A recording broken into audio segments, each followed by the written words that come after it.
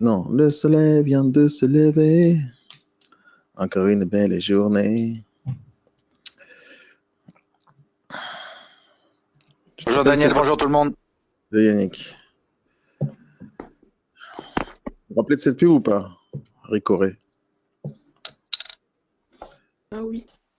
Pendant des années, je la chantais cette chanson. Mhm. Quand je me levais le matin. Le soleil vient de se lever.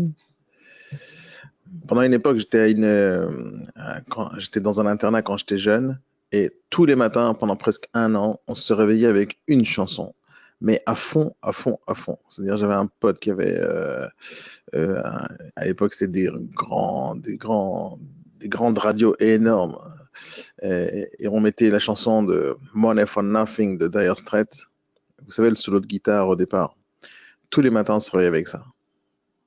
C'était un truc de fou. Ça nous donnait la patate. Moi, je m'adore de me réveiller avec la musique. Comment ça va, Sarah? Raconte-moi. Tout va bien? Tu es Oui, ça prête pour peut la être. journée? Oui, prête, prête, prête. Ça peut aller mieux, pourquoi?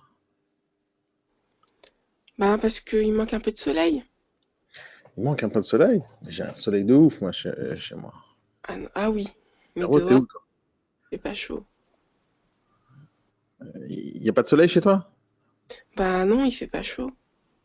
Salut. Dehors, à Ah, il fait pas l'extérieur. chaud. Ouais, c'est vrai. Ouais. Non, mais il fait très beau ce matin. Il fait très, très beau. Salut, Christophe. Salut, Frédéric. Pour ceux qui veulent, et ça me ferait très, très plaisir que vous mettiez vos caméras et que vous mettiez vos micros ouverts, comme ça on peut parler, comme ça je peux vous voir. Que vous prenez le café avec moi le matin, c'est ma routine. C'est quoi la vôtre? Christophe, c'est quoi ta routine le matin? Allez, à part te coiffer comme il faut. Frédéric, vous êtes là? Vous pouvez nous parler si vous voulez. Hein. C'est le B-Morning, les micros sont ouverts. Bon, les gars, j'ai pas envie de me sentir seul ce matin. Ouvrez les micros, parlez avec moi. J'ai décidé de pas te faire de monologue ce matin. Frédéric, il ne veut pas ouvrir sa caméra parce qu'il est trop beau, il peut pas. Non, s'il vous plaît, Frédéric, s'il vous plaît, mettez une caméra. Faites un effort. Faites un effort. Ah, vous n'avez pas de caméra peut-être? Vous voulez que je vous en achète une? J'offre les caméras. Ok, je vais vous envoyer un lien vers une caméra. Achetez, ça coûte 20 balles. Avec 20 euros, qu'est-ce qu'on peut faire? Alors, ma caméra, elle coûte pas 20 balles. Elle coûte 128 euros exactement. Euh, parce que moi, j'investis dans une caméra. Ouais, je l'ai acheté il y a 3 ans ou 4 ans. Elle marche très bien. Terrible. Christophe, montre-moi ta coupe, s'il te plaît, ce matin. Tu peux pas nous éviter ça. Sarah, qu'est-ce que tu as prévu pour aujourd'hui? Ah, il veut une caméra, Frédéric. Ouais, tout ce qui est gratuit, c'est dans vos prix. C'est comme chez moi. Hein. Sarah, qu'est-ce que tu as prévu aujourd'hui? Alors aujourd'hui, donc prospection pendant 2 heures Mhm. pour chercher de nouveaux biens. Ensuite, Fini ta j'ai... presse, tu m'as dit. Comment? Salut, Christophe. Tu as fini ta presse? Ah oui, oui, oui. Tu as fini? C'est d'où ma question hier, mais j'ai relu mon mail, il était incompréhensible. C'est parce qu'en fait, mon clavier, il corrige tout seul mes mots. Donc, c'est compliqué. Je peux pas t'aider si je comprends que dalle. Ah bah oui, mais même moi, je me suis dit, mais qu'est-ce que j'ai raconté? Enfin bref, donc j'ai rempli le tableau, etc. Attends, je vais Et le regarder parce que j'ai envie que tout le monde s'inspire de ça. Salut Christophe. Ah, voilà une belle coupe. Tu sais que c'est ma routine maintenant. Si je sais que t'es pas là le matin, je sais pas comment je vais Bon, faire. Hein. Je suis obligé de c'est te moi. voir. Hein. Si la coupe elle est bien, on va avoir une bonne journée. Si la coupe elle est pas terrible, La journée va être bonne. je vais être excellente. 2 secondes. J'essaie d'ouvrir ton petit truc, Sarah. Ouais, vas-y, continue, Sarah, raconte-moi. oui, donc 2 heures de prospection le matin. Ensuite, j'ai 3 visites. Et puis après, je dois Quoi? aller. Comment? Quoi? Qu'est-ce que tu vas faire visiter aujourd'hui? Un immeuble à Noisy-le-Sec encore. Noisy-le-Sec. Ce qui est bien Le à fameux. Noisy-le-Sec, Et il n'y puis a pas après, d'inondation. T'as vu la blague qui sert à rien? Elle est nulle celle-là. Hein. Je viens de la sortir, je viens de l'inventer à 8h30. 8h37. Elle est nulle, nulle. Mais je voulais la sortir, ça fait des semaines. Elle est nulle, cette blague. Ouais, et donc, tu as des visites là-bas. À quelle heure sont tes visites? Elles sont entre Ouais. 14h et 15h30. Ok, donc à 15h45, tu m'appelles, tu me dis tu as une offre. Ah, D'accord, d'accord? j'espère. Alright. Et Non, puis, si t'en as pas, tu me dis quand même, j'ai pas eu d'offre. oui, Mais bah tu me oui, dis pourquoi t'as forcément. pas eu d'offre. Non, mais l'idée, c'est de me dire aussi pourquoi tu n'as pas eu d'offre. D'accord. Parce que ça, c'est important. Peut-être que c'est le prix, peut-être que c'est la localisation. Il y a des choses qu'on peut changer et des choses qu'on ne peut pas changer. Hein. Tu ne peux pas changer le code postal de l'affaire. Donc, moi, je voulais vous montrer comment Sarah, elle prépare son dossier d'investisseur. Alors, moi, c'est ce que je vous conseille de faire tout le temps lorsque vous avez un produit pour investisseurs en général. Dire l'annonce sur Sologer, etc., c'est quelque chose de sympa, mais c'est pas suffisant. Lorsqu'on travaille avec des produits d'investissement, genre immeubles, boutiques, parking, ce genre de choses, on va toucher automatiquement des investisseurs. Et les investisseurs, eux, ils ont certains besoins, ils ont certaines envies, ils veulent voir certaines choses qui vont les faire craquer. Donc, ce qu'il faut faire, c'est on prépare ce qu'on appelle un teaser. Alors, le titre qu'on va donner à ça, c'est autre chose, mais ce qu'on fait, ça s'appelle un teaser. Un teaser, c'est un document très simple et très clair qui va donner les informations les plus basiques et les plus importantes pour le bien. Donc, regardez comment Sarah, elle prépare son document. Première chose, c'est quand on va envoyer ça, alors comment ça fonctionne? En général, on reçoit un appel d'un investisseur et il vient faire la visite. Des fois, il va demander des informations supplémentaires avant la visite. Des fois, il va les demander après. Peu importe à quel moment il va les demander, on va essayer de lui donner les choses juste après la visite. Le but, c'est de rencontrer la personne. Après, on lui donnera les informations. Mais le teaser, c'est quelque chose qui ne donne pas assez d'informations, mais qui donne pile poil les informations qu'un investisseur a besoin pour se déplacer, mais en échange tout le temps des coordonnées. C'est-à-dire, à aucun moment, vous pouvez envoyer ce document par mail si vous n'avez pas le mail. Donc, il faut avoir nom, prénom, mail, numéro de téléphone. Donc, ça, c'est la base. Donc, ce que j'ai dit à Sarah de faire, c'est de préparer une présentation. D'accord? Une présentation simple sur elle-même. À la fin, je vais te le mettre en page un peu plus sympathiquement, Sarah. Je vais mettre une belle photo de toi en bas avec tes coordonnées en bas pour que les gens puissent te contacter directement. C'est pour ça que je t'ai dit la dernière fois, il faut que tu me fasses une belle photo. Tu sais, qu'est-ce que tu vas faire la prochaine fois que tu viens à Levallois? Je vais t'emmener pile poil à l'endroit où je t'ai dit pour faire une belle photo de star. Donc, tu vas te faire belle et tout. Et on va faire une photo à 10 € et tu vas voir comment ça va changer ta vie. Tu vois, une photo de star hollywoodienne. Donc, la présentation de Sarah, c'est votre objectif, c'est d'acheter. Mon objectif, c'est de vous proposer des bonnes affaires. Ce que je vous présente est au bon prix. Appelez-moi tout de suite. Si ce que je vous présente est au bon prix, appelez-moi tout de suite. Si ce n'est pas au bon prix, faites-moi une offre. Je ne me vexerai pas. Peu importe votre offre, mon objectif, c'est de négocier pour vous. Donc, avec ça, hop, on annonce tout de suite la couleur. Sarah, elle est open for business. Donc, ça, c'est cool. Et l'affaire du jour, on va la présenter en 2-3 phrases maximum. Un immeuble en plein centre de Noisy-le-Sec avec la gare RER 7, RER. Mais c'est quoi comme ligne?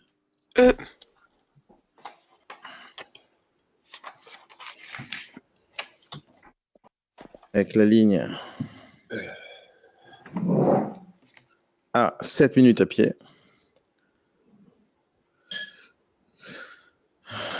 Pourquoi il n'y a pas d'accent? Avec 7 minutes à pied. Tu sais comment on sait si on met un accent ou pas, ça? J'ai appris ça. Il y aura prochainement une ligne de métro reliée directement à Paris en quelques minutes. Tu sais, c'est quand le prochainement? Tu es au courant ou pas? Dans moins de 2 ans. Alors, mets-le. Et s'il y a du retard, etc. C'est toi qui construis la ligne? Non. Non, mais t'as lu l'info où? Dans Direct Matin. Christophe, Sarah, c'est le centre du monde. Qu'est-ce qui se passe? Il y a un retard à la SNCF. Ils vont m'engueuler à moi. Qu'est-ce que t'as dit, Sarah? Dans Direct Matin. Ok, ben, si tu peux, tu prends le lien et tu le rajoutes ici. Tu le cherches, tu prends le lien URL, c'est ce que c'est qu'un URL, tu vas sur le site internet Imo Matin, tu copies le lien tout en haut, et hop, et tu le mets comme je t'ai montré la dernière fois. Tu te rappelles ou pas? Oui. Donc ça, c'est une info importante. Si tu as le lien, tu le mets. Dans moins de 2 ans, il y aura... Il y aura... Il n'y a pas d'S, hein, il y aura. Non. Prochainement, une ligne de métro. Il y aura... Pas prochainement, c'est dans moins de 2 ans. Donc c'est pas prochainement. Une ligne de métro reliée directement à Paris en quelques minutes. Hop. Ça, c'est quelque chose d'important. L'immeuble est... Il y a des commerces en pleine ville, c'est quoi? Il y a des commerces à proximité. Alors, redonne-moi l'adresse, là. J'ai envie de voir ça. Comment ça? À quoi ça va? Rue de Saint-Denis. Bonjour Evelyne. Attends, je dis bonjour. 54 rue de Saint-Denis. 54. Ouais. Il suit ton affaire. Il la piste ton affaire. Ah non, je vais envoyer un client. Oui. C'est vrai? C'est avec lui que tu fais la visite aujourd'hui? Ah non, non, non. Il l'a déjà visité? Non, mais il l'achètera pas. C'est quoi ce bruit là? Il y a quelqu'un qui est C'est quoi ce bruit? Une casserie. Il y a quelqu'un qui est en train de... Mais on dirait un film des frères Cohen, tu sais, où il met un gars dans une cible. Ils ont tué un mec, ils mettent un cadavre dans un truc là. N'importe quoi. Ah, génial. 30 secondes pour Attends, le donne-moi code. l'adresse. Une bonne nouvelle, moi, ce matin. Vas-y, donne-moi la nouvelle. Il y a quelqu'un qui vient de m'envoyer, parce que j'avais envoyé un mandat à un Ouais. client, et en fait, il n'était pas revenu vers moi, et ce matin, il m'a envoyé un mail avec le mandat signé, etc., scanné, tout bien. Je suis contente. C'est bizarre que ça marche faire des affaires. C'est bizarre que ça marche de démarcher, d'être sympa et d'être professionnel. À Pour la être fin, honnête, je me suis dit, bon, c'est vendredi, et puis, c'est top, en fait, qu'il est revenu vers moi sans que je le relance. Donc, je suis contente. ben ouais. Et c'est qui ce gars-là? Frédéric, votre micro est ouvert normalement. Vous pouvez parler quand vous voulez. Mais tu l'as démarché quand, ce gars? Je l'ai démarché il y a 2 semaines. Deux semaines. Je l'ai C'est quoi, ça démarché il y a 2 semaines, mais il m'a dit qu'il était en vacances, enfin qu'il partait en vacances. Et du coup, je lui ai dit, bon, je me rappelle, vendredi dans la première semaine de mai. Et au final, je pense qu'il a dû me remplir le mandat aussitôt qu'il est arrivé à Paris. Attends, Frédéric. Bonjour, Frédéric. C'est la première fois que je vois votre tête, Frédéric. Vous pouvez parler, hein? Vous pouvez parler. Votre micro est ouvert. C'est Normalement. bon? Oui, c'est bon. Allez, bonjour. Bonjour tout le monde. C'est bizarre de parler aux gens au téléphone et on les rencontre qu'au B-Morning. C'est top quand même. Présentez-vous rapidement, Frédéric, parce que apparemment vous allez participer avec nous très souvent. Oui. Alors, moi, je suis à Narbonne, dans le sud de la France, dans l'Aude, près du soleil et de la mer. Voilà, je dirige une agence qui s'appelle l'Expert Immobilier. Et j'ai plusieurs commerciaux, dont certains sont en ligne ce matin, apparemment. Et voilà. Donc, je suis dans l'immobilier depuis 18 ans. Et je fais ce métier avec beaucoup de passion, beaucoup d'envie. Et voilà. Et j'aime partager avec les autres, surtout. Ça, Voilà. c'est vrai. Ouais, ouais, Frédéric. Vous voulez dire quelque chose, Frédéric? Ça y est, je viens de dire ce que j'avais à dire. Non, je vous ai coupé, je croyais vous avoir coupé. Je croyais vous avoir coupé. Non, mais en fait, Frédéric, je le connais depuis très peu de temps. Et à chaque fois qu'il a des remarques, à chaque fois qu'il dit quelque chose, c'est toujours très professionnel et très sérieux, très intéressant. Donc, j'espère qu'il va participer avec nous au B-Morning très souvent. Comme ça, il nous donnera de très bons conseils. Redonne-moi l'adresse, s'il te plaît, Sarah, de l'immeuble. 54 rue de Saint-Denis. Je l'ai dit. Ouais, je sais. 2 secondes. 2 secondes. Je me suis pas rappelé. J'étais concentré ailleurs. De Saint-Denis. Pendant qu'on est sur l'immeuble, tu vois, une histoire rigolote. Vas-y, toujours. Non, enfin, c'est C'est Vas-y, dingue. raconte. le hasard qui fait que. Donc, moi, j'ai un gros client marchand de biens qui est sur Paris. On a failli faire une belle OP. Bon, pour diverses raisons, ça s'est pas fait, mais peu importe. Et je l'ai envoyé à Sarah. Et donc, le mec, a priori, ne va pas se positionner parce qu'il a vendu le numéro 52, c'est-à-dire l'immeuble qui est juste à côté de celui de Sarah. Et cet immeuble, c'était à ses anciens beaux-parents. Donc, il le connaît par cœur. Ouais. Le monde est petit, quoi. Mais pourquoi il veut pas se positionner? Parce Trop que cher, il trouve ça- Ouais, parce que, un, il le connaît, et deux, il trouve ça trop cher pour un marchand. Et Ok. puis sa femme, on était en vidéoconférence avec sa femme au téléphone et elle a dit le passé, c'est le passé.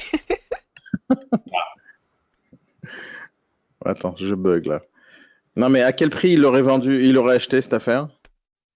Il t'a Alors donné? par contre, ton client, il est hyper carré Ça parce bug. qu'il m'a envoyé du coup le dossier de sa dernière acquisition, donc au numéro 52, et il m'a montré toutes les preuves, etc. Et oui, enfin, il a hacké, comment on dit?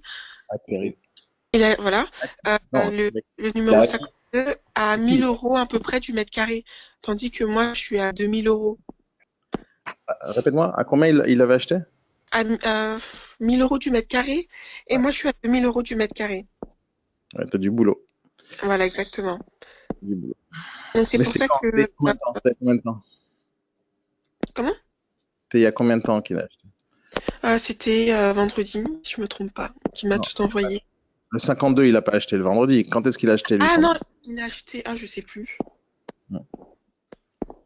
Il y avait aussi autant de travaux que dans le tien?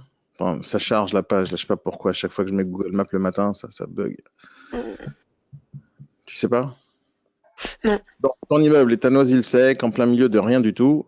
Alors, attends, voyons voir. Ouais, C'est c'est vrai ça. qu'on va parler du sujet dont on avait parlé la dernière fois, si vous avez envie de l'aborder, avec un grand plaisir. Dans 2 minutes, je règle ce petit problème à Sarah. Bon, entre-temps, on va regarder l'adresse après. Donc, je sais pas, des fois ça bug, ça me saoule, et je peux rien faire. Donc, mis à part la présentation du bien, Sarah, quand elle présente son dossier à partir d'aujourd'hui, moi je vous conseille de prendre ça comme exemple, de faire un teaser comme ça. Donc, il y a l'affaire du jour. Après, il y a les détails. On met toujours un titre, les chiffres clés, parce que c'est ce qui intéresse les investisseurs. Maintenant, si quelqu'un a des conseils pour faire un truc encore plus sympa que ça, vous me le dites. C'est toujours top. Allez, s'il te plaît, page, descends vers le bas. Bon, Google Maps, il m'a saoulé.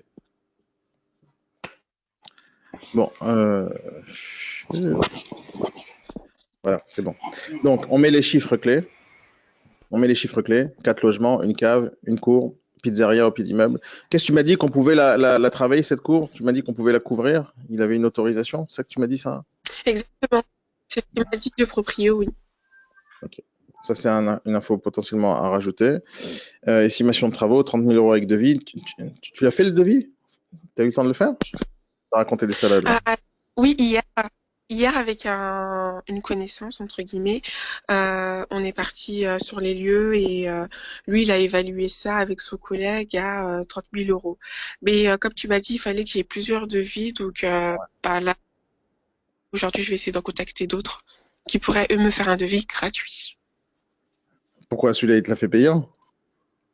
Non, C'est ça. non, mais c'était parce que c'était quelqu'un que je connaissais. Mais bon, la gratuité, ça Non, me non, paraît bizarre quand même, hein. les devis, c'est gratuit. Ouais. C'est des devis pour les locaux et les appartements? Oui. Parce qu'il y a des travaux à prévoir dans l'immeuble. Et sur quoi tu as fait les devis, Sarah? Il te pose la question, Frédéric. Sarah, elle a disparu. Sur les appartements. Oui, Et, vous m'entendez? ouais, on t'entend. Et sur la boutique, t'as fait ou pas? Ah non, j'ai pas fait. Non, il faut que tu fasses un devis global, vraiment, si jamais il y a des travaux à prévoir dans les boutiques. Et le devis, tu l'as dans la main ou Bah, pas? parce que du coup, il y a. Non, je l'ai pas sur moi. Non, mais pas sur Enfin, toi il est à maintenant. la maison. Tu l'as? Oui. Tu l'as? Oui. Donc, ce que tu devrais faire, c'est des copies d'écran en enlevant les coordonnées des Ah, personnes et, d'accord. on mettra ça dans le dossier. Euh, Tu mettras plusieurs devis avec des prix différents et tu rajouteras ça dans le tableau Excel que je vais ouvrir maintenant, dès qu'il s'ouvre en fait. Et étage, rez-de-chaussée, nombre de pièces, les montants des loyers, il faut le marquer partout. Bah oui, Les mais non. Parce que du coup, loyers étant donné potentiels. que moi, je suis trop chère au Loyers niveau pot- des tarifs, j'ai tout revoir. Non, non, mais les locataires, les loyers potentiels, tu dois les mettre. D'accord. Euh, Si c'est vide, mais on dira c'est un loyer, c'est la valeur locative estimée si c'est loué, pour qu'on puisse faire une rentabilité potentielle sur ce bien-là. Lui, il doit avoir des infos, il ne doit pas les inventer, il ne doit pas les imaginer. D'accord. Et on va les mettre. Moi, j'ai fait louer Donc, tu avant. pourrais en faire c'est très facile d'avoir. Donc, une fois que tu as fait ça et que tu as fini de le remplir aujourd'hui, Sarah, s'il te plaît, je te le finis en te mettant des petits calculs rapides de rentabilité et Oui. pour qu'on ait un truc vraiment sympa derrière. Mais ça, ce sont les informations les plus importantes, hein. Les photos et tout ça, l'investisseur, il n'en a rien à faire. Ce qui l'intéresse, c'est les chiffres. Donc, c'est D'accord. les chiffres les plus importants.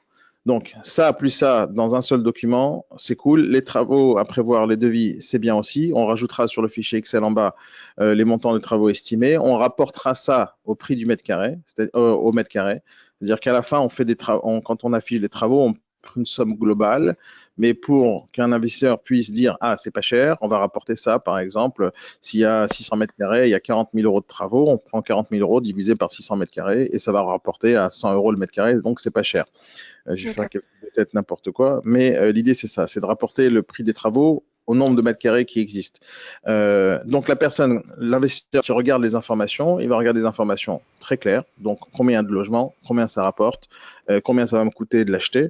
Potentiellement, on marquerait les frais de notaire, on marquerait la commission d'agence, on marquerait tout ça pour pouvoir lui donner toutes les informations. Et ça, c'est en teaser. Et ça, c'est avant de visiter ou pendant la visite ou après la visite.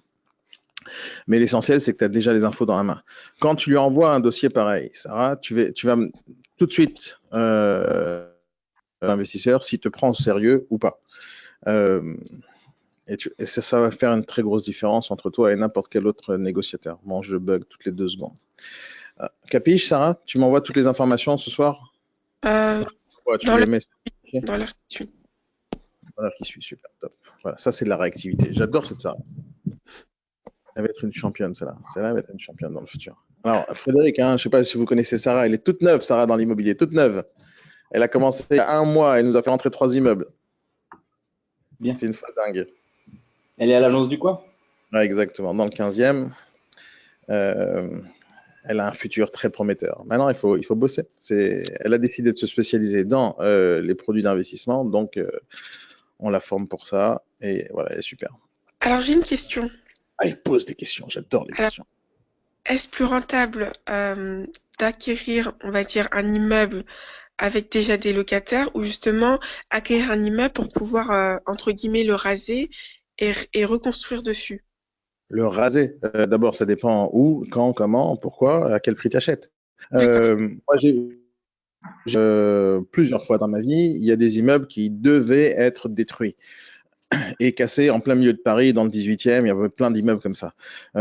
L'immeuble à rénover, des fois, c'est moins cher que de tout casser et tout déblayer. Parce que quand tu casses un immeuble, je ne sais pas si tu sais, un immeuble, c'est grand. À Paris, il y a des fois 10 étages. Pour tout casser, donc il faut immobiliser toute la ville, toute la rue. Faut enlever tout le monde, il faut tout dynamiter. Et après, il faut tout déblayer. Des fois, c'est des chantiers qui prennent 6 mois, 1 an, rien que pour faire ça. Et ça coûte beaucoup, beaucoup d'argent. Donc, et ça dépend encore une fois à quel prix tu achètes. Donc, on n'achète pas l'immeuble à ce moment-là, on achète en fait des travaux à prévoir. C'est ça le principe. Et après, là, il y a la reconstruction derrière. Donc, oui, ça peut être rentable. Ça dépend où, quand, comment, à quel prix tu achètes. Des fois, il y a même la mairie qui te paye. Alors, j'avais monté des dossiers à l'ANA à l'époque où la mairie, elle payait l'investisseur pour justement détruire, casser et rénover. Et la mairie mettait 1 million, 2 millions d'euros dans l'immeuble. Maintenant, la condition, la contrepartie que la mairie investisse, c'est qu'elle va encadrer les loyers à la fin. Elle mettait des loyers très bas pour attirer une certaine population, pour aider, etc. Donc, cette question-là, c'est une bonne question, mais elle est au cas par cas. Moi, je ne peux pas te dire maintenant qu'est-ce qui est rentable ou pas. Ça dépend de l'immeuble, où tu achètes, à quel prix. D'accord. Qu'est-ce que tu es capable de faire? Maintenant, si tu poses une autre question du style, est-ce que c'est mieux pour un investisseur d'acheter loué ou vide? Encore une fois, ça dépend du cas, mais en général, les investisseurs veulent acheter loué, mais pas loué par n'importe qui. Quand on dit on veut acheter louer avec des bons locataires qui payent. Si tu dis c'est loué par des gens qui payent une fois sur deux et toujours en retard avec beaucoup de dettes de la copropriété, non, c'est pas un bon investissement pour un investisseur. Mais quand on montre un investisseur, il va pas habiter dans l'immeuble. Donc la seule chose qu'il veut, c'est de récupérer de l'argent tous les mois.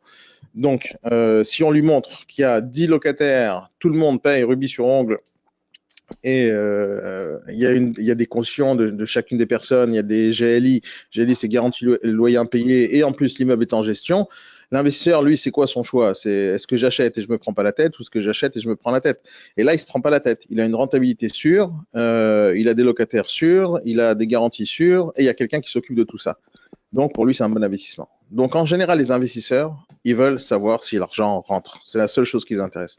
Donc, si on les rassure sur le fait que les locataires payent, ils vont te faire des offres très rapidement. Et en général, ils veulent des choses louées. Maintenant, cassé, pas cassé, en général, tu ne vas pas avoir n'importe qui. Un marchand de biens, par exemple, ne va pas se positionner sur un immeuble à tout casser et à tout raser. Il ne va pas se positionner là-dessus. Parce qu'un marchand de biens, ce n'est pas un promoteur dans son état d'esprit. Il y en a peut-être qui font les deux, mais en général, ce ne sont pas des promoteurs. Donc, ils ne vont pas avoir la possibilité de monter des dossiers, aller voir la mairie, des architectes, attendre 5 ans pour construire un truc. Ils ne vont pas le faire. Les promoteurs, oui, ils vont le faire. Les investisseurs non plus, ils vont pas le faire. Les investisseurs ne sont pas dans cet état d'esprit de construire. Les seules personnes qui sont capables de faire ça, en général, c'est des gens qui ont une activité de promotion immobilière à côté. Et en général, la mairie va préempter. Alors, tu sais ce que c'est que la préemption ou pas? Non, pas du tout. Ça me rappelle toute ma vie, je te raconte une histoire et j'ai appris, rien qu'avec un dossier, tout au début de ma carrière, ce que c'est que la préemption. Et après, bien sûr, j'ai appris le dossier. J'étais sur une affaire et là, on parle d'un sujet qu'on a touché, qu'on a abordé jeudi dernier, non, hier, non, c'était quand? C'était lundi, sur la commission en charge acquéreur ou charge vendeur. Je vous pose une question à vous tous, on va voir si vous aurez pu faire la même connerie que moi. Imaginons que vous avez un immeuble à la vente. D'accord? Après, je vous raconte mon histoire. Imaginons que vous avez un immeuble à la vente, donc un marchand de biens vous donne un immeuble à la vente. Et vous l'avez bien négocié, donc le prix est intéressant. Il y a un acheteur qui vient, un investisseur aussi. Alors, moi, l'immeuble que je vendais, c'est un immeuble à peu près dans les 4-5 millions d'euros à Paris. Et j'ai vu une belle commission de 200 000 euros sur cet immeuble. J'ai mis commission 200 000 euros, charge acquéreur sans aucun problème, avec un mandat de recherche avec l'investisseur qui m'a tout signé avec reconnaissance d'honoraires. À votre avis, c'était bien ou pas? Absolument pas. Dis-moi pourquoi. Je t'ai facilement donné. Qu'est-ce que tu aurais fait? Bah, si tu soupçonnais la préemption, il fallait surtout la mettre. J'avais pas soupçonné. J'avais pas soupçonné. De l'expérience. C'est pour ça que je te dis, j'ai beaucoup appris. Non, parce que lorsque la mairie préempte. J'ai l'impression. Il est figé ou il nous regarde? Pardon? Non, je ne sais pas s'il est figé ou pas. J'ai l'impression que sa caméra elle est figée. Ou il est mort. Non, il fallait les mettre. D'accord. Les honoraires de charge vendeur, parce qu'en cas de préemption, la mairie achète au prix et à ce moment-là, la commission aurait pu être perçue. Ouais. Bon, le problème, c'est que c'est exactement ce qui s'est passé. J'avais tellement bien négocié l'affaire et je ne savais pas ce que c'était à l'époque la préemption. Donc, c'est quoi la préemption? La mairie a le droit. Alors, il n'y a pas que la mairie qui a le droit. Hein. Il y a les locataires qui ont le droit aussi. Mais la mairie a le droit, avant chaque vente, au moment où le compromis est signé, la mairie, elle doit se positionner avant le délai de vente finale. Vraiment à la minute près, hein, juste avant que le notaire signe. Elle doit décider si elle achète ou pas le bien. Donc préempter, c'est-à-dire elle récupère l'affaire et elle doit l'acheter au prix signé. C'est-à-dire elle ne doit pas modifier, elle ne doit pas venir pour négocier. Donc si elle préempte la mairie, elle doit venir se positionner au prix.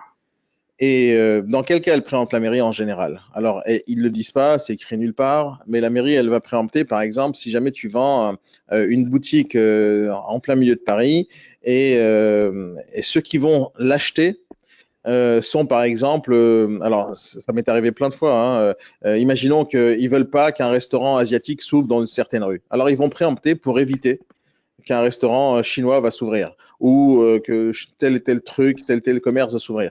Parce qu'ils décident de réguler un peu les choses. Donc, ils vont préempter. Ou ils vont préempter, par exemple, des immeubles quand ils pensent que c'est une très bonne affaire, ils vont l'acheter. Ou ils ont peur que ça soit mal rénové parce que y a des dangers, etc. Donc, ils vont raconter des fois beaucoup de salades, rien que pour pas dire la vérité, pourquoi ils préemptent.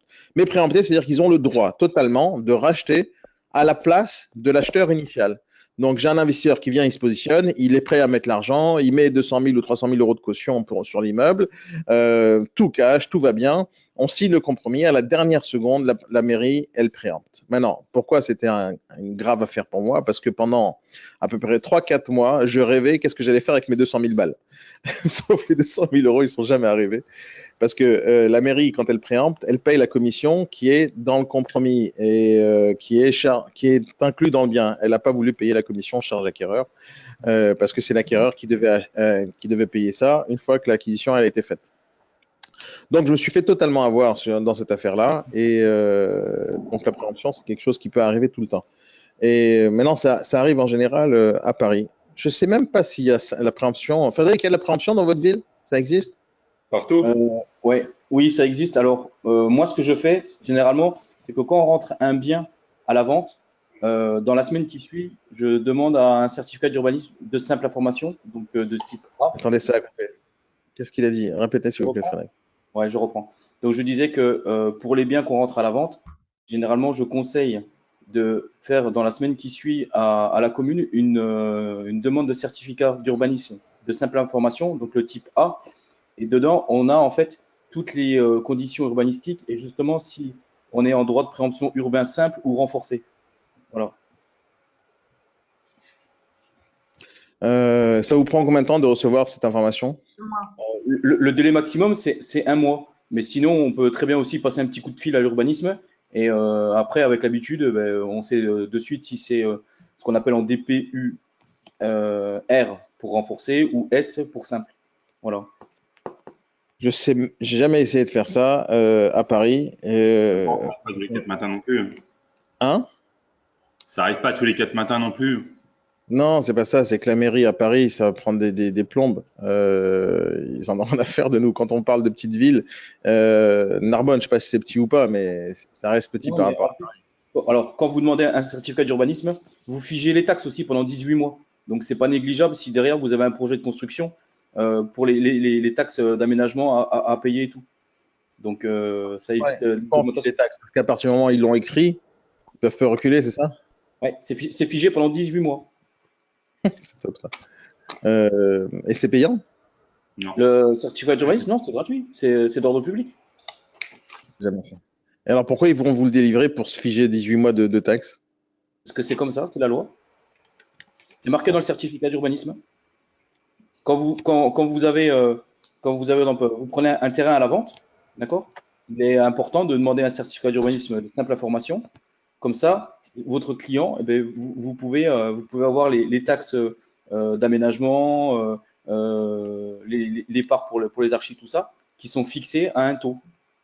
Voilà. Et vous savez aussi toute la réglementation d'urbanisme applicable à ce terrain, notamment parce qu'ils vont vous donner la zone cadastrale et les règles applicables au terrain. Le CUA est hyper important dans la transaction. Surtout pour les ventes de terrain. À chaque fois qu'on a une vente de terrain, on demande toujours terrain plus CU. Je vais te dire la vérité, Christophe. Je n'ai jamais vendu de terrain de ma vie, moi personnellement. À Paris, j'ai cherché des terrains pendant longtemps. Hein. Il n'y a pas un truc à faire la Tour Eiffel, là, il y a un grand champ, là. Oui, c'est ça. J'ai essayé de le vendre, j'ai pas réussi. Ouais. C'était trop cher. Si je puis me permettre, je vous donne un autre exemple de l'importance du certificat d'urbanisme de simple information.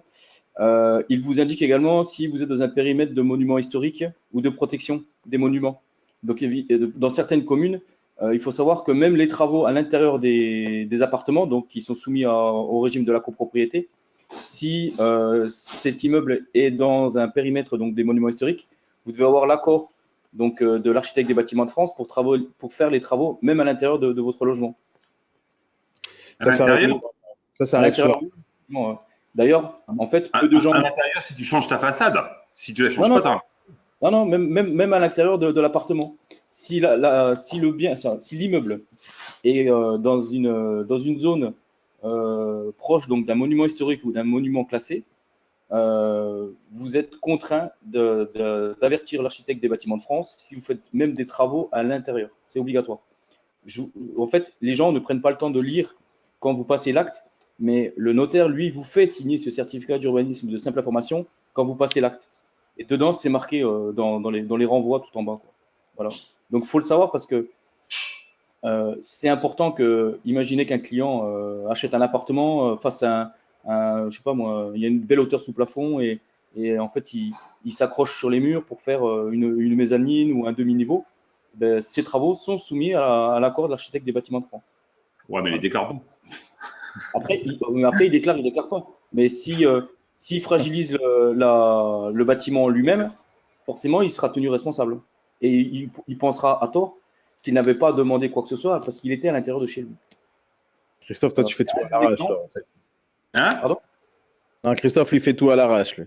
Non, mais non, mais ce que vient de dire, dans un appart. Lui. c'est plaisant. J'ai eu le cas dans le traditionnel comme ça. J'ai vendu un appartement à La Rochelle, dans Vumer. L'appartement, il devait faire 60 mètres carrés. Je vends cet appartement, c'était un restaurateur, ok. Et je sais pas, 3-4 ans après, il remet à la vente. Bon, bah, ok, je le récupère à la vente. Donc, on se connaissait de vue. Et je viens me voir à l'agence. À l'époque, j'étais en agence trading. Et il me dit, machin, voilà, je revends. Bon, forcément, il a vendu cher, je dis, bah, normal. Et il m'annonce la caresse. Elle avait augmenté. Je dis, mais attendez, c'est une blague ou quoi? Je dis, comment vous avez augmenté la caresse sur votre appart? Et le mec, comme dit Frédéric, il avait refait une mezzanine. Il avait refait une mezzanine pour augmenter ses caresses. Par contre, il avait oublié de demander quelque chose à quelqu'un. Mais ça arrive tout le temps. Hein. À Paris, je me retrouve tout le temps avec des situations pareilles, où les gens ils construisent dans des maisons. Hein. Il y a des maisons, des fois, pas que des appartements, où les gens font un petit studio, ils construisent, ils font une entrée séparée, ils construisent un studio, ils ont un petit jardin, ils rajoutent une petite studette dans le jardin, mais ils n'ont pas le droit de faire tout ça. Et à la fin, ils se demandent pourquoi on n'arrive pas à vendre ou pourquoi on n'a pas augmenté le prix mètre carré. Et des fois, ça se vend. Parce que les notaires ne sont pas tous très compétents pour vérifier tout ça. Et Frédéric, vous faites ça systématiquement à chaque fois que vous prenez un mandat, à chaque fois que vous prenez une affaire, ou juste à la signature du compromis? Ouais, à chaque fois qu'on prend une affaire, on demande un CU A, et après on écrit toujours à la commune dans le cadre d'une maison pour récupérer en fait le PC intégral, les déclarations préalables exemptées de travaux et alors ce qu'on appelle les DAACT, donc ces déclarations d'achèvement et contrôle de conformité. Voilà, parce que nous, malheureusement, je pense aussi, peut-être vous êtes différents cas, mais nous, dans le Sud, il y a beaucoup de gens qui construisent des piscines sans autorisation, qui sont des fois trop proches, soit des limites séparatives, soit de la maison. Des gens qui font des extensions sans accord, des vérandas, enfin toutes sortes de choses. Donc, dans notre rôle de conseil, on est obligé au moins d'en informer l'acquéreur de la situation et après, par la suite, il en fait son affaire personnelle. Mais en tous les cas, notre devoir de conseil ne saurait être engagé dans ce cas-là parce qu'on l'a informé et ça porte mention dans le compromis de vente pour ne pas être recherché par la suite, quoi. La dernière fois, il y a Evelyne qui me disait oui, mais nous, en province, c'est pas la même chose qu'à Paris. Moi, je dis la seule chose qui est vraiment différente à Paris, c'est tout ça. C'est tous ces trucs-là qu'on fait pas. À Paris, une affaire, elles ont en une semaine quand c'est une bonne affaire et on n'a même pas le temps de faire tous ces trucs-là. Et la majorité. Vous prenez des mandats exclus à chaque fois, Frédéric? Vous êtes dans. 60%. Okay. Moi, par exemple, à Paris, je ne vais pas me prendre la tête pour une affaire en mandat simple. On n'a pas le temps de faire ça d'abord. Un immeuble à Paris, même à 15 millions d'euros, il va se vendre en une demi-heure. On n'a pas le temps de faire toutes ces démarches-là. Et c'est vraiment la grosse différence. Et en plus, on n'a pas de terrain ici, on n'a pas de piscine. on ne vend pas de piscine. J'ai rarement vu une maison à Paris avec une piscine construite à l'arrache. Ça n'existe pas trop souvent ici. Mais c'est vrai que c'est une grosse différence quand on est en province avec cette façon de fonctionner. Vous faites ça systématiquement à chaque fois. Toutes vos affaires, elles sont remplies comme ça avec toutes ces informations-là. Oui.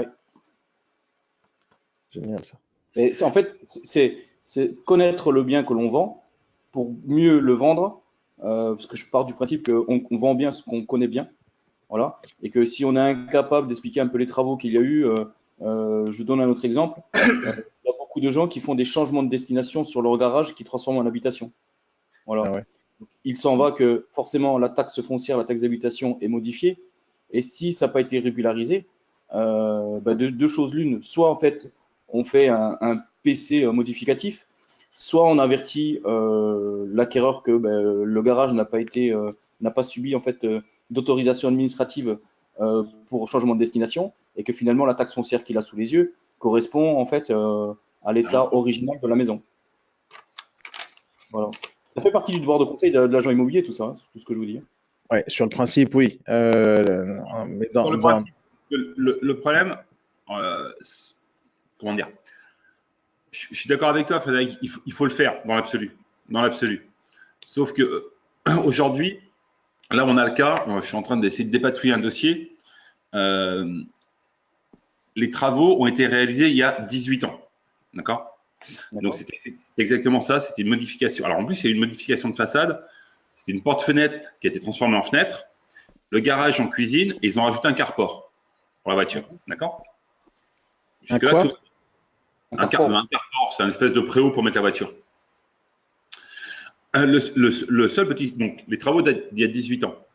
On a un certificat de la mairie attestant que les travaux ont été réalisés en bonne et due forme. Ce n'est pas réellement un certificat de conformité, mais on a le courrier de la mairie qui dit que c'est conforme, il n'y a pas de poursuite, tout va bien. Okay, on a vendu ce bien en viager. Viager où ça aurait pu être en classique. Le notaire de l'acheteur, tête de pointe, le notaire, a vu qu'il y avait une modification. Il demande non pas le certificat de conformité de la mairie, mais le certificat de la mairie plus la demande de travaux. Sauf que la demande de travaux d'il y a 18 ans, tu imagines où elle peut être. Et aujourd'hui, on se retrouve coincé parce qu'on n'a pas ce document. Alors, s'il y a un certificat de conformité, il y a forcément une déclaration préalable de travaux. Ce n'est pas un certificat de conformité, c'est un certificat de… Zut. On a appelé la mairie, c'est pas conformité, c'est non… Non-position. Un certificat de non-position des tiers. Ah. Mais ce n'est pas suffisant. Changement de façade égale déclaration de préalable exemptée de travaux. C'est le b.a.-ba. Mais elle a dû être faite, mais on ne la retrouve pas. Donc là, on fait quoi? Mais la mairie elle est tenue de garder ses archives pendant 50 ans. Ouais. Et quand tu les as pas, tu fais quoi? Et bien alors à ce moment-là, il faut que le notaire se réfugie derrière une phrase magique en disant que il a demandé à la mairie, mais que la mairie ne peut pas fournir. Et que l'acquéreur en fait son affaire personnelle. Ouais, mais sauf que le notaire de l'acquéreur ne peut pas passer l'acte. Ben alors l'acquéreur, il n'a qu'à changer de notaire s'il veut acheter ce bien. Voilà. Ah non, mais je sais bien. Et donc là, moi, je suis en train de galérer avec Fred. Si le notaire ne veut pas passer l'acte dans l'État, il a qu'à changer de notaire. C'est la première chose que je lui ai dit. Dégage. Voilà, donc il y a des fois, il faut quand même être très rigoureux, c'est normal. Mais après, moi, je préfère prévenir parfois et le stipuler à l'acte et basta. Le problème qu'il y a, c'est que moi, je pars du principe que si on n'essaye pas au minimum de vérifier un peu la régularité du bâti qu'on a en face de nous, qu'on doit estimer et qu'on doit vendre, ça se retrouvera le jour de l'acte. Ah, mais tout à fait. Autant il y a des notaires qui vont passer sous silence des travaux qui n'ont pas été correctement soit réalisés, soit bâtis. Autant il y a des notaires qui vont dire voilà, on n'a pas de certificat de conformité. Faut savoir que l'absence d'un certificat de conformité, ça peut entraîner une nullité de la vente. Donc, alors, on a un certificat de conformité, comme on peut avoir, comme j'ai eu dernièrement, un certificat de non-conformité. Et là, il faut savoir en fait quel est le but, quelle est la cause de la non-conformité. Et ça ne remet pas en cause justement la vente, si au préalable, on a bien expliqué à l'acquéreur le pourquoi de la non-conformité.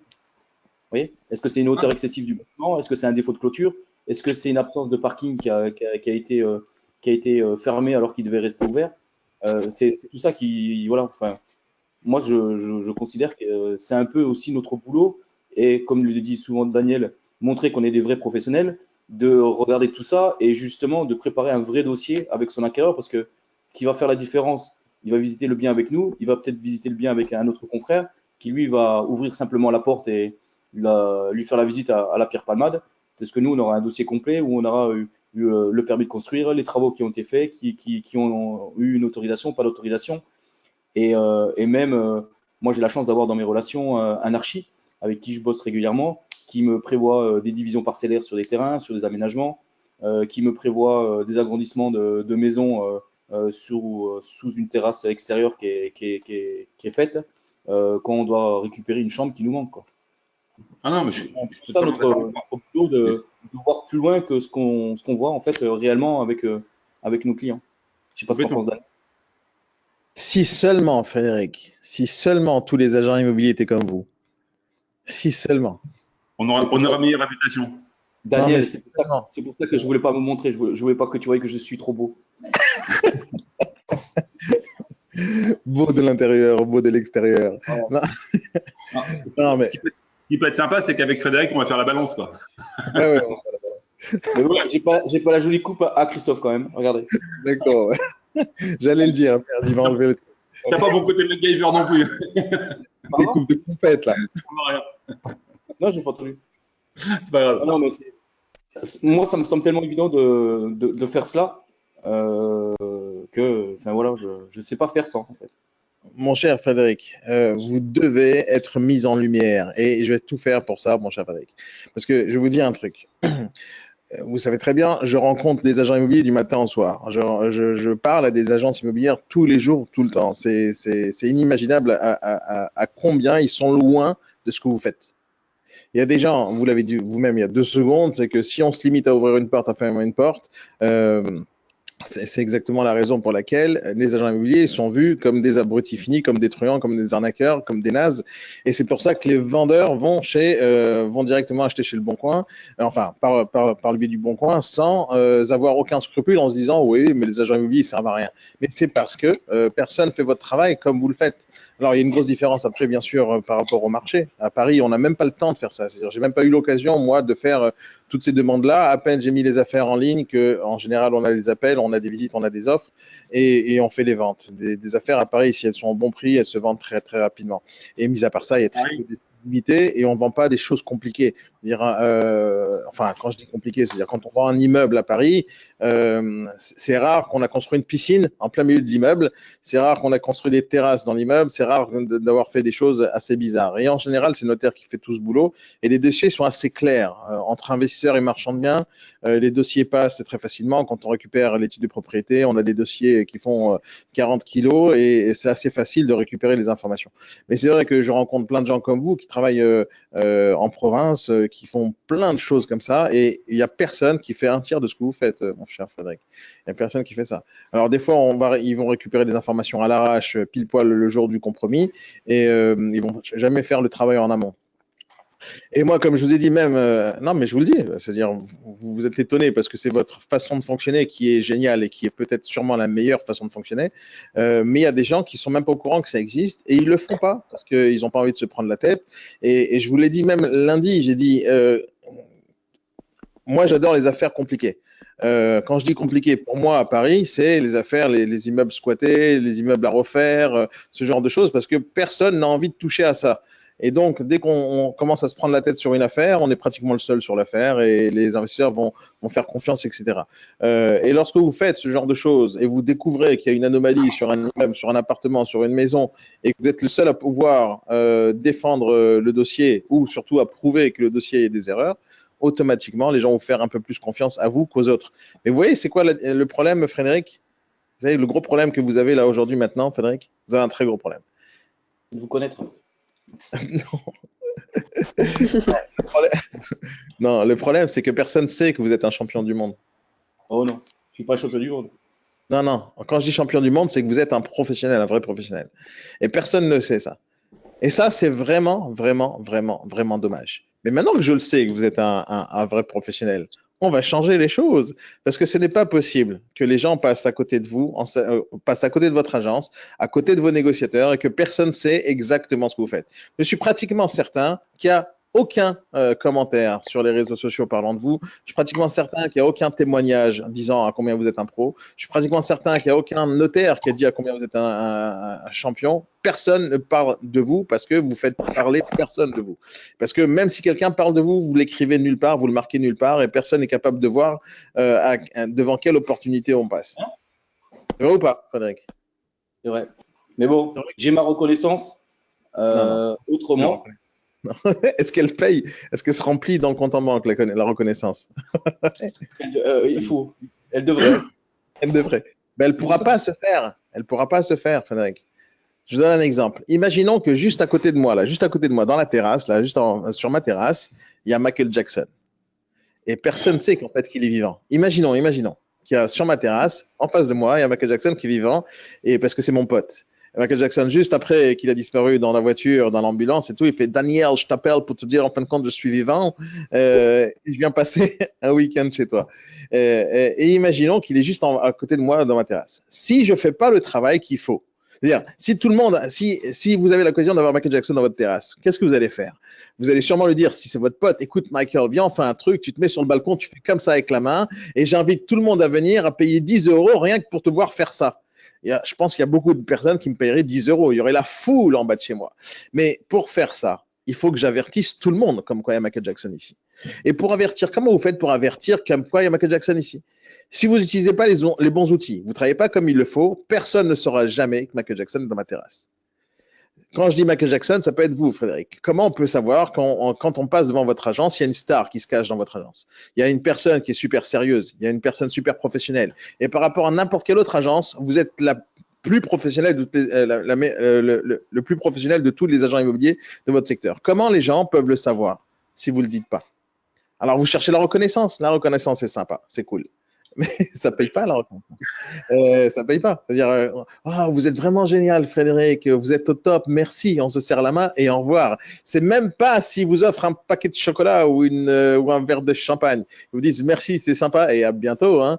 Ils ont acheté un immeuble ou un appartement, une maison bien comme il faut. Ils disent, ah ouais, comment il s'appelait déjà notre agent? Comment il s'appelait? Ah, non, je me rappelle plus, mais c'est pas grave. On a fait une bonne affaire. Et voilà. Et on vous a oublié 3 ans, 4 ans plus tard. Mais non, c'est pas ça. Il faut pas qu'on vous oublie. Des gens comme vous, Frédéric, des professionnels, alors heureusement que vous n'êtes pas le seul professionnel en France qui fait bon travail, mais vous êtes une des rares personnes que je connaisse qui le fait, en tout cas, qui a envie vraiment de faire son travail comme il faut et qui prend au sérieux le principe du devoir du conseil, c'est quelque chose d'important. Et c'est pour ça que j'axe beaucoup mes formations sur comment on fait la différence. Alors, il y a des gens qui veulent faire la différence parce qu'ils ont fait une super vitrine, mais on s'en fout de ta vitrine. Fais ton métier. Et ton métier, c'est pas de faire une belle vitrine ou une belle annonce en ligne. Ton métier, c'est vraiment de protéger les acheteurs, protéger les vendeurs et négocier, s'entremettre comme il le faut et protéger les intérêts des uns et des autres. Et ça, on l'oublie, ça. Maintenant, le fait qu'on oublie ça et qu'on sache pas qu'il y a des gens professionnels comme vous, qu'est-ce qu'ils font les gens? Le premier réflexe, ben, on va aller sur le bon coin. On va aller sur le bon coin parce qu'ils voient pas ce qu'ils perdent. Et moi, je dis, je vais tout changer avec vous, Frédéric. Et vos négociateurs, qu'il y en a une, je crois que c'est Nicole, travaille chez vous, Nicole? Ouais, il y a Nicole en ligne. Elle est sur Biarritz. Je lui fais un petit coucou d'ailleurs. Ouais, elle est là. Bah, Nicole, elle peut dire bonjour si elle veut mettre une caméra ce matin, Nicole. Mais elle est timide. Elle est où? Nicole. À Biarritz? Biarritz, ouais. T'as des affaires là-bas, Christophe? Ouais. Je viens d'en rentrer 3. En quoi? Ouais. Pardon? Je sais pas ce que t'as dit, répète. Ouais, je viens de recevoir 3 délègues. Pas délègue. Et Nicole, elle fait quoi, Nicole, là-bas? Nicole, tu peux parler si tu veux. Nicole vient de commencer avec Frédéric. Ah, Nicole, elle vient de commencer. J'adore entendre vos accents, moi, ça me fait voyager. Vas-y. Elle vient de commencer. Nordique. Hein. Ouais, c'est vrai. Qu'est-ce que vous faites à Biarritz? À Biarritz. Bah, moi, je suis pas à Biarritz elle-même, je suis juste derrière Bayonne. Donc, collé à Biarritz, n'est-ce pas? Et là, jusqu'à là, j'étais maman au foyer et j'avais envie d'un nouveau défi et de quelque chose de nouveau. Et c'est Frédéric qui est venu me chercher d'un Narbonne à Biarritz. Elle cherche des négociateurs, Frédéric. Oui. Et ça se passe bien pour vous? Qu'est-ce que vous vendez là-bas? Pour le moment, dans les appartements, dans les maisons, vous vendez quoi en général? Alors ici, il y a une pénurie qui commence à être de plus en plus importante de maisons comme d'appartements. Donc, il y a le marché, mais il y a un peu moins en ce moment. Ça bouge très vite. Et, un peu moins de quoi? Un peu moins de quoi? Dites-moi s'il vous plaît, Nicole. Un peu moins que... Bon, là, je viens de commencer, donc je viens de commencer avec votre formation. Mais je regarde quand même tous les jours ça qui rentre et ça qui sort, et ça part très très vite. Et il y a de moins en moins qui rentrent parce que il y a beaucoup de demandes. Tout le monde veut venir s'installer en ce moment en Aquitaine. Donc il y a trop de demandes par rapport à l'offre. Ça, c'est génial, ça, vous savez. Oui, mais c'est plus compliqué après, effectivement, de dénicher les vendeurs et les acheteurs potables. Hein. Non, non, mais ça, c'est important. Vous êtes dans le meilleur marché qui existe. Un marché identique à celui de Paris. Exactement, c'est vraiment génial ce que vous dites. Alors, ça va être plus difficile à trouver des bons mandats et surtout à ce qu'on vous les confie, c'est vrai. Ouais. Vous aurez cette difficulté-là, mais de l'autre côté, le jour où vous avez un mandat, normalement, vous liquidez rapidement l'affaire. Un marché sain, c'est un marché où il y a beaucoup de demandes.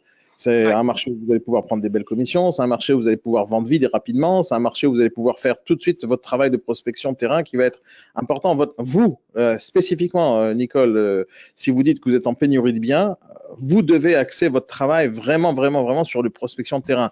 Et je ne parle pas prospection de terrain, faire du boitage.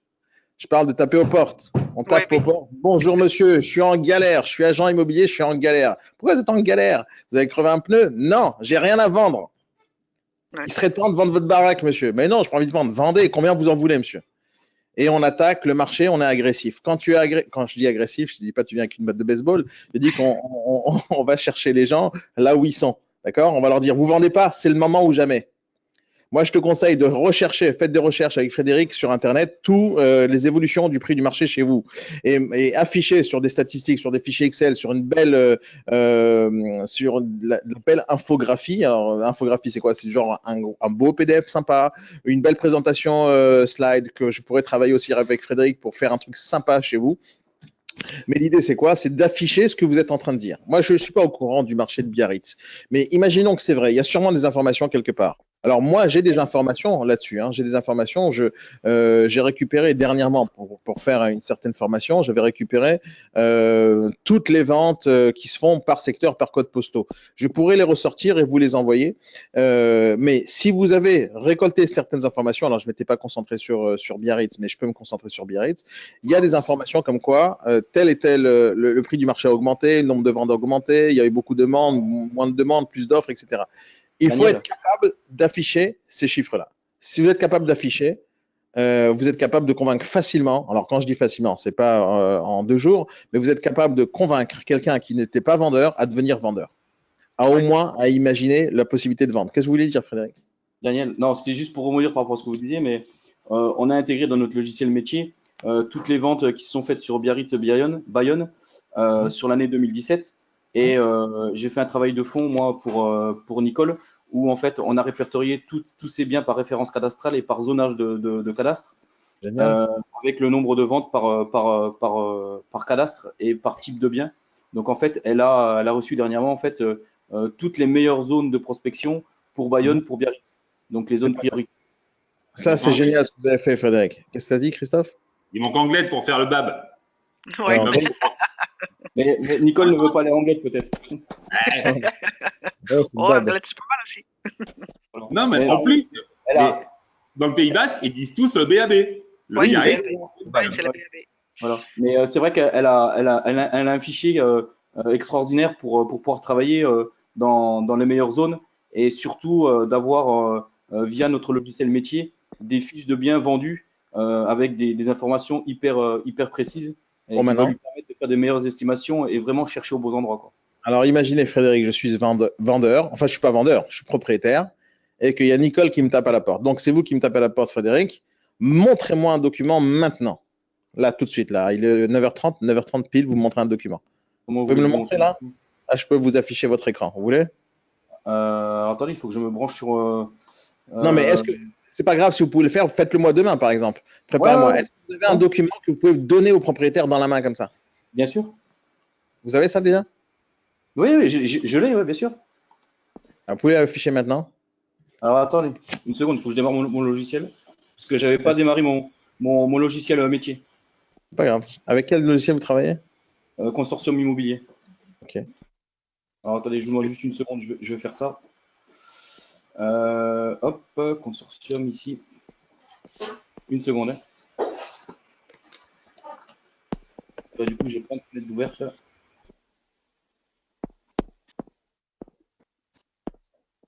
je veux dire un truc. Ce B-Morning était super intéressant. Il faut le reproduire, mon cher Frédéric.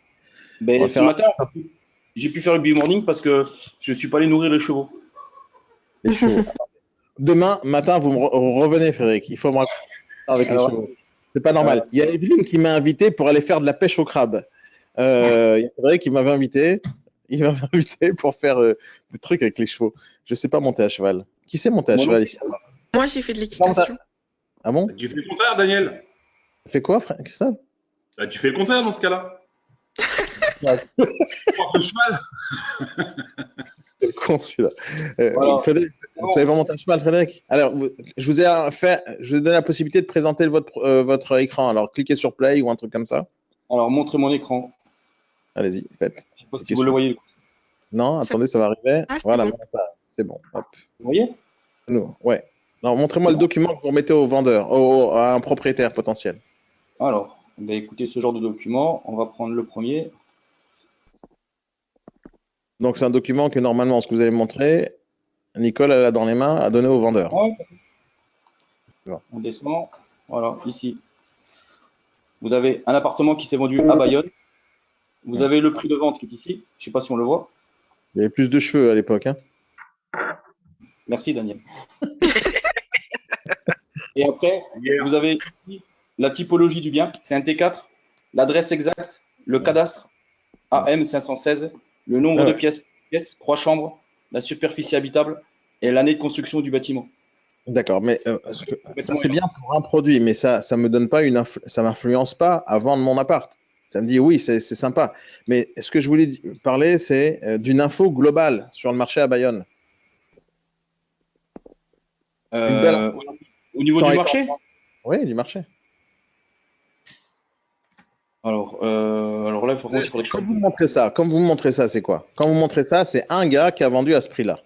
Oui. Ça n'influence pas grand-chose. Quand vous dites qu'il y a 100 gars qui ont vendu à ce prix-là, ça change tout. Ah, alors c'est la typologie par exemple, du même type de bien sur un secteur donné. Oui. Oui, mais l'infographie basée sur l'INSEE, basée sur plein de trucs, des vrais chiffres. Vous avez ça? Oui, j'ai ça, bien sûr, j'ai ça. Bougez pas. Vous voyez toujours mon écran? On voit tout, on voit tout. C'est vrai? On voit tout. Faites attention à ce que vous affichez, hein. Ne rentrez pas dans n'importe quoi aussi bizarre. Hein. Non, mais c'est pas grave, ne vous inquiétez pas. C'est pas là. Et des trucs compromettants. J'ai vu un truc sur Nicolas Sarkozy, c'est quoi? C'est quoi? Non, c'est ça. C'est pas là non plus. Ah, je vous ai dit, faites gaffe à ce que vous affichez. Ouais, non, mais vous inquiétez pas. Ah, il va y avoir la photo de Nicole là-bas. Oui, regardez la photo de Nicole là-bas. Et vous allez vous calmer, oui. Nous sommes des professionnels. Voilà. Vous voyez là? Oui. Ah oui. Yes. Donc, Ouais. C'est bien ce que je pensais. Ouais. Non, mais c'est bien ce que je pensais, Frédéric. C'est pas que je vous ai posé Nicole. C'est que votre travail que vous faites, qui est super génial. Hein. Moi, je vous le dis, votre travail en amont que vous avez fait, il est top. C'est-à-dire, je vois que vous avez travaillé, je vois que vous avez recherché les informations, sauf, c'est le même sur le même principe que je vous ai dit tout à l'heure. Vous ne savez pas montrer à l'extérieur ce que vous savez faire en interne. C'est pour ça que j'ai besoin de vous, Daniel. Et c'est pour ça que je vous dis, je viens de mettre le doigt sur le problème. Pourquoi des gens comme vous ne se multiplient pas? Parce que personne ne sait que vous existez. Personne ne sait, par exemple, que vous êtes une concurrence énorme pour n'importe quelle agence. Ce qu'il faut faire, c'est ça, c'est de savoir mettre en avant votre savoir-faire. Et ça, vous ne le faites pas. Par exemple, ces chiffres-là, ou les chiffres que vous avez récoltés, il faut en faire ce qu'on appelle une infographie. Une infographie, c'est-à-dire c'est faire une page, 2 pages, 3 pages, un livre blanc, un diaporama en ligne, peu importe, d'une manière ou d'une autre, afficher des chiffres d'une manière simple, d'une manière propre, pour pouvoir dire aux gens, écoutez les gars, ça c'est des informations qui peuvent influencer votre manière de réfléchir. Et donc je vais le travailler avec vous. On va le travailler ensemble. On va se faire un rendez-vous, Frédéric. On va fixer un rendez-vous ensemble et je vais vous aider à mettre en place une communication puissante au sein de votre agence et dans votre secteur. C'est-à-dire que votre prospection terrain ne doit pas se limiter à taper aux portes et prendre et chercher de l'information comme on pourrait le faire. Vous avez un marché qui est en pleine évolution, qui a avec une très forte demande. Il faut commencer à convaincre des vendeurs, des propriétaires potentiels à vendre. Et avec ça, il faut des informations puissantes. C'est les mêmes informations qu'une personne comme Marine Le Pen va utiliser pour montrer l'augmentation de je sais pas quoi d'étrangers dans leur ville. Ils vont montrer des chiffres, ils vont convaincre les gens à voter Le Pen. C'est les mêmes chiffres que Nicolas Sarkozy va faire pour montrer qu'il faut nettoyer les racailles au Karcher. C'est les mêmes informations qu'Emmanuel Macron va faire quand il va dire il y a trop de sociétés en faillite, il faut absolument un marché global qui va s'ouvrir et mondialisation. C'est le genre d'information que quand on va véhiculer, on va montrer des chiffres puissants et forts pour changer l'opinion. Et donc, on va taper aux portes, on va montrer ça, on va donner une feuille, pas en disant ce que vous montrez, qui est pratiquement la même chose que n'importe quelle agence va montrer. Oui, j'ai vendu un appartement à côté au même prix, etc. Ça peut influencer, mais tellement avec tellement peu de puissance, alors que si vous montrez, ici, il y a eu 150 000 ventes qui ont été réalisées, depuis 2002, il y a eu une forte croissance en demande, il n'y a pas assez de biens à la vente, il faut prouver avec des chiffres prouvables, vérifiables, INSEE, BFM TV, ce genre de choses, et qu'on mette des petits logos, des trucs sympas et propres, pour qu'à la fin, la personne, elle se dit, elle est avec sa femme à la maison, elle est avec son mari à la maison, elle a reçu un formulaire de la part de Nicole sur le terrain, ils vont s'asseoir dans un dîner, et il va dire, chérie, on doit refaire, ce serait bien qu'on aille en vacances, et l'autre, elle va dire, tu sais quoi, ce qu'il faut faire, je vais aller en vacances, il faut qu'on vende l'appart. Ah ben oui, c'est le moment où jamais, il y a Nicole qui tapait à la porte, regardez ce qu'il m'a montré, ça vaut cher notre appartement, et que on plante la graine dans leur cerveau, et que pendant 2-3 jours, ils commencent à mijoter tout ça. Et après, qu'est-ce qu'elle va faire, Nicole? Elle a planté des graines, elle revient 3-4 jours plus tard, et elle vient pour cueillir. Alors, vous avez réfléchi à vos propositions? Oui, ce serait temps peut-être de vendre. Et si on essayait le marché? C'est-à-dire qu'on essayait le marché. Regardez, on signe un mandat haut, on va mettre en ligne, on regarde ce que ça donne. Si le téléphone sonne, on fait des visites, et après, vous recevez des offres. Et si ça vous plaît, vous vendez. Sinon, c'est pas grave. Mais vous êtes les premiers sur l'affaire et personne d'autre. C'est comme ça qu'on gagne de l'argent dans l'IMO, en transformant des gens qui ne sont pas vendeurs en vendeurs, au lieu de courir sur les mêmes mandats que 5 agences ont. Vous êtes d'accord avec moi ou pas, Fred? Oui, tout à fait. Ok. On va travailler ensemble, Frédéric. En tout cas, ce B-Morning, j'ai adoré. Vous savez pourquoi j'ai adoré? Parce que j'étais le seul qui n'a pas parlé. Je vous les ai laissés bosser. Ils ont bossé, ils ont parlé à ma place. C'était top. Frédéric, c'était super sympa. Il faut que vous reveniez souvent. Faites-moi plaisir. Revenez demain et racontez-moi tout sur vos chevaux. Alors, il faut que je négocie avec ma femme de parler aux chevaux. Alors, négocier, dites c'est de ma faute. C'est Daniel. Daniel, il m'a dit s'il vient pas, il nous vire, il nous détruit, il nous casse la tête, il va venir tout vendre sur Biarritz. Voilà, menace, ce que vous voulez. Demain, vous me parlez des chevaux. Ça marche. Non, c'est ce qu'il va faire. C'est l'homme qui va aller murmurer à l'oreille de sa femme. Oh là. Elle était facile. Elle était pas mal. Mais t'es pas mal. J'y ai pas pensé, tu vois. T'étais fort. Mais c'est ce que vous pouvez faire demain, Frédéric. Vous allez faire peut-être plus fort. Vous allez faire les chevaux. Mais vous allez faire un Facebook Live que je vais afficher en temps réel. Vous savez le faire ou pas? Tu prends l'ordi sur les chevaux? Vous savez pas faire? Et on va trouver. Non, mais le Facebook Live, c'est avec le téléphone et on se met en live. Vous savez le faire ou pas? Oui, je pense. Oui. Alors, vous faites pile poil un Facebook Live à 8h40. D'accord. Tout à l'heure, vous me demandez un ami sur Facebook. Et demain matin à 8h40, c'est noté. Hop, j'affiche votre Facebook Live et on verra exactement ce que vous faites avec vos chevaux. Ça va être cool, ça. Ah, mais les chevaux, c'est pas 8h40. Hein. À quelle heure vous le faites? Les chevaux, c'est après avoir déposé le petit à l'école. Donc, c'est entre 8h15 et 9h moins 20. Ah, mais sinon, il y a une autre solution, si je puis me permettre. Oui. Ce que tu fais, c'est que tu vas aux chevaux demain matin à 6h30, tu appelles